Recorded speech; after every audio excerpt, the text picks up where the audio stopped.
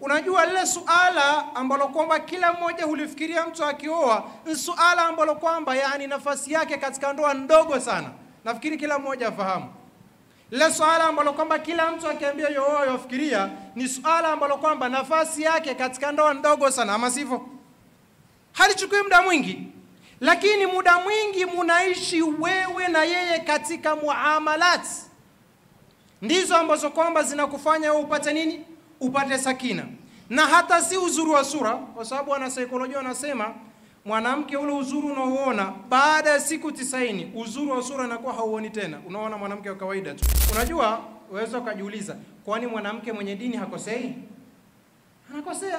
Mwanamke mwenye dini hapindi, yani hapatikani na makosa? Hapatikana. Lakini kuna tofauti gani ya mwanamke mwenye dini na asiyekuwa na dini? Hata Mtume sallallahu alaihi wa alihi wasallam atuhusia namna hii kufanya nini? Kwa mwanamke mwenye dini. Mfano mwanamke mwenye dini na asiyekuwa na dini ni mfano wa gari yenye breki na isiyokuwa na breki. Taban bitabiati alhal, wakati umeenda na maneno yaliyosemwa ni mingi sana, ambayo kwamba ni maneno mazito, maneno ya thamani kabisa, ambayo kwamba ilikuwa hakuna haja ya kuongezwa neno lingine. Lakini kwa vile najua ikhwa ambao kwamba walionikadimisha hapa, haitokuwa furaha yao nikitosema. Furaha yao itakuwa ni kusema. Kwa hivyo nitasema ili kwa ajili ya kuwafurahisha wao na kumridhisha Allah subhanahu wa ta'ala mwanzo. Na nafikiri pia Sheikh Uthman nisifone na rafiki yangu hatafurahi. Ayuha al-ikhwa, munasaba huu tulokusanyika hapa ni munasaba wa aqdun nikah. Na ulamai wanasema balagha ni kuchunga muktadha wa hali. Balagha ya Kiarabu ni kuchunga muktadha wa hali. Upo katika sehemu gani, kuna husu nini, ndio useme hivyo hivyo. Mathalan hapa ingekuwa ni katika msiba, haitokuwa vyema wala hutohesabika ni mtu wa balagha ukisimama tu Bismillahirrahmanirrahim wa min ayatihi an khalaqa lakum min anfusikum azwajan litaskunu ilayha wa ja'ala bainakum mawaddatan wa rahmah inna fi dhalika la ayatin liqaumin yatafakkarun. Sallala tuko msibani tena wala mambo ya aqdi. Vile vile hapa tupo katika aqdun nikahi, haitokuwa katika balagha mimi nkisimama tu tabarakalladhi biyadihi almulk wa huwa ala kulli shay qadir alladhi khalaqal mauta wal hayat. Sallala mauti tena tupelekwa kaburini na tupo katika nini? Tupo katika furaha. Ayuha alhadhirun, kuna maneno mingi ambayo kwamba Sheikh Uthmani amesema katika khutba. Allah mbariki katika kilima chake kizuri. Lakini mimi katika dakika chache tu, na sitopenda sana kurefusha, nitazungumzia malengo ya hii ndoa. Kwa nini Allah subhanahu wa ta'ala akaweka kuweko na ndoa? Kila mmoja ukimuuliza hivi, kila mmoja atanena ya kwake, lakini je, ulionena ndiyo ama ya kichwani kwako? Mola subhanahu wa ta'ala anasema katika Al-Qur'an Al-Karim, baada na'udhu billahi minash shaitanir rajim, wa min ayatihi, na katika aya za Mwenyezi Mungu, katika ishara za Mwenyezi Mungu, an khalaqa lakum min anfusikum azwaja, ni kuwaumba kutokamana na nyinyi wenyewe wenza wenu. Lengo la kuwaumba hawa wenza kutokamana na sisi wenyewe ni kitu gani? Litaskunu ilaiha, ila mwetalili, ili mupate kutulizana kwa wao. Kisha sivyo tu, wajala bainakum mawaddatan wa rahma, na akajalia baina yenu kukawa na mawadda. Mawadda ni mapenzi ya ndani kabisa. Wa rahma, lakini si hivyo tu, kukawa kuna kusikitikiana. Jua mtu wezekao wampenda lakini huna rahma naye, huna masikitiko naye. Sasa litaskunu ilaiha, wake hawa Mola subhanahu wa ta'ala ametupa ili tupate kutulizana kwa wao. Na nafikiri sakina haipo katika amali ya jinsi peke yake, hapana. Sakina inapatikana katika mambo mingi sana. Ndio maana katika mambo aliyotuhusia Mtume sallallahu alaihi wasallam ni kuchagua mwanamke mwenye dini. Kuchagua mwanamke mwenye dini. Unajua lile suala ambalo kwamba kila mmoja hulifikiria mtu akioa, ni suala ambalo kwamba yani nafasi yake katika ndoa ndogo sana. Nafikiri kila mmoja afahamu. Lile suala ambalo kwamba kila mtu akiambia yooa yafikiria ni suala ambalo kwamba nafasi yake katika ndoa ndogo sana, ama sivyo? Halichukui muda mwingi. Lakini muda mwingi munaishi wewe na yeye katika muamalat. Ndizo ambazo kwamba zinakufanya wewe upate nini? Upate sakina. Na hata si uzuri wa sura, kwa sababu wana saikolojia wanasema mwanamke ule uzuri unaoona baada ya siku 90 uzuri wa sura unakuwa hauoni tena. Unaona mwanamke wa kawaida tu. Maana yake waweza kushangaa mwanaume ameoa mwanamke mzuri, alafu baada ya siku kadhaa amemwacha. Salala, mwanamke kama yule yuachwa? Chombo kama kile kinaachwa? Huo uzuri wa sura haudumu, siku chache tu basi unaondoka. Kitu ambacho kwamba kitakufanya wewe upate sakina, upate utulivu kwake yeye ni nini? Ni zile akhlaqi zake, ni yale malezi mema ambayo kwamba amepewa nyumbani kwao. Ndiyo ambayo kwamba yatakuwa ya kukufanya wewe ukimuona tu moyo wako ufanye nini? Moyo wako uridhike. Unajua uweza ukajiuliza, kwani mwanamke mwenye dini hakosei? Anakosea. Mwanamke mwenye dini hapindi, yani hapatikani na makosa? Hapatikana. Lakini kuna tofauti gani ya mwanamke mwenye dini na asiyekuwa na dini? Hata Mtume sallallahu alaihi wasallam atuhusia namna hii kufanya nini? Kwa mwanamke mwenye dini. Mfano mwanamke mwenye dini na asiyekuwa na dini ni mfano wa gari yenye breki na isiyokuwa na breki. Tutafahamiana? Unajua vipi? Gari yenye breki ikiwa itatokea shida yoyote utafanya nini? Utaistopisha. Kitu ambacho kwamba kitaifanya ile gari isimame nini? Ni breki. Ndio dini sasa.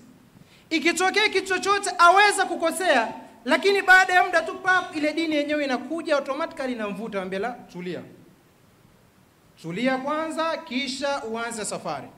Lakini mwanamke ambaye kwamba hana dini kama gari ambayo kwamba haina breki, ikitokea shida yoyote itaenda mpaka ende ikakuue tu. Yani itaenda kumalizika tu, wala haitojisikitikia kwamba yenyewe ikienda wewe mwenye gari peke yake ndio utaumia, hapana.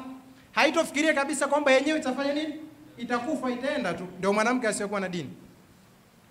Utaona hata ikitokea kitu kidogo tu kitaenda, kitatoka ndani ya nyumba, kitaingia ndani ya mitandao, tuko vizuri sana, kitaingia kwa majirani, kitaingia huku.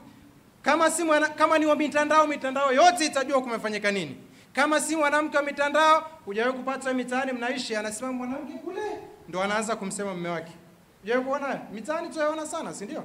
Sitoishi Uswahilini. Asimama kule, hana dini yule.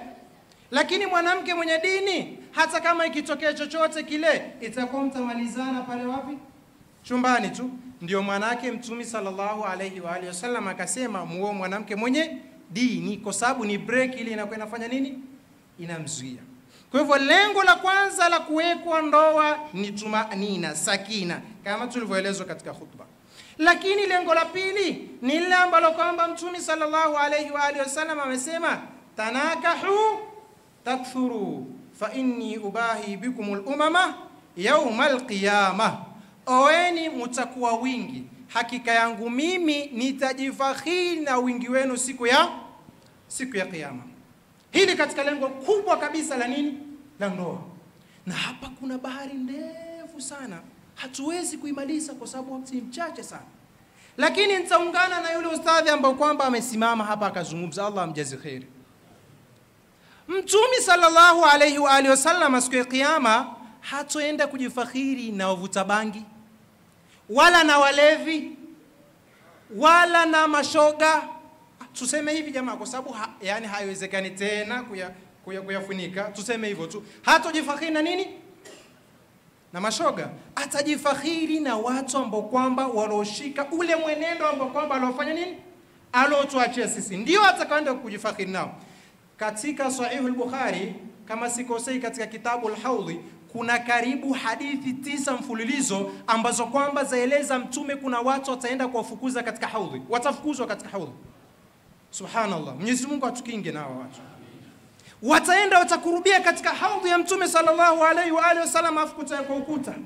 haudhi ya mtume, mbirika ambalo kwamba Mwenyezi Mungu amemwandalia, atakayekunywa katika birika hilo hatopata kiu kikali tena maishani mwake muda atakaokuwa katika janna. Kila mmoja aiomba hiyo. Lakini kuna watu watakapokurubia pale watafukuzwa mbali kabisa. Mtume sallallahu alayhi wa alihi wasallam, mbona mwafukuza watu wangu? Taambia hujui walifanya nini huko duniani. Subhanallah. Watu wameharibu, watu wamevuruga. Unafikiri mtume kuacha kujifakhiri nao? Watafukuzwa kabisa katika umma. Tuko vizuri sana eh? Kwa hivyo hili suala la kwamba mtume atajifakhiri na watu ambao kwamba wenye mwenendo kama huu ambao kwamba tumesikia wa binti kama huyu. Kwa mnasaba kama huo pia, hawa watu ambao kwamba wanaowafanya watu kama hao mtume akaenda kujifakhiri nao, walimu ndio unaowapika. Lazima tuangalie sana na tuombe Mwenyezi Mungu awahifadhi. Kwa sababu pasi na hawa walimu, watoto wetu mtume yani wacha kumkurubia, watawekewa ukuta mkubwa sana. Tokeni, msimkurubia huyu bwana. Subhanallah. Mwenyezi Mungu atujalie katika watu ambao kwamba tukoingia katika haudhi ya mtume na wakawanya birika hilo. Lakini lengo la tatu kukumalizia ikhwani, na nimewarefushia mtanisame, ni lile ambalo kwamba mtume sallallahu alayhi wa sallam amesema katika hadithi, binadamu anapokufa mambo yake, amali zake zote hufanya nini? Hukatika, isipokuwa matendo mangapi?